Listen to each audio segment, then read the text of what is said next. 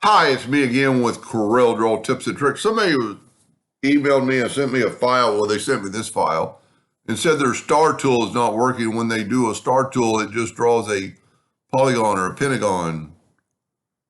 If you look down here, this is a star with 5 sides. And I first thought, he says he holds down the control button, I get a star. I get a star.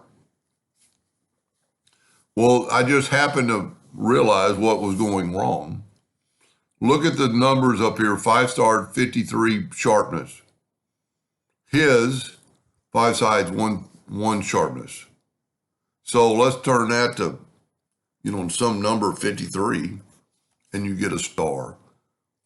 So that should be really default. If that isn't in your program, your version, just go tools, options, and or not options, but save as default, and that should be there.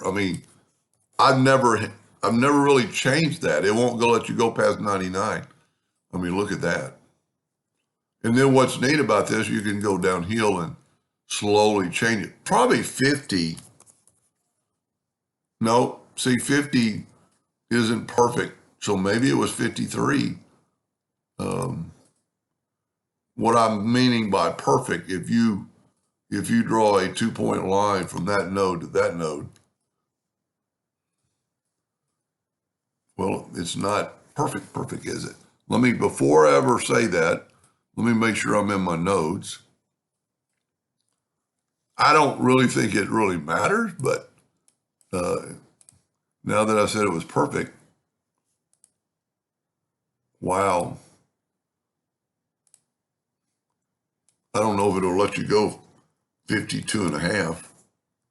Nope, it's going to round it off, but that's close enough. So probably 53 is basically your star. I just always thought it was a perfect shape. So anyway, to answer his question, his star tool is working. You just need to change this to, I'm going to say 53, and then draw your stars all day long. Anyway, I'm glad I figured that out. Thank you for watching.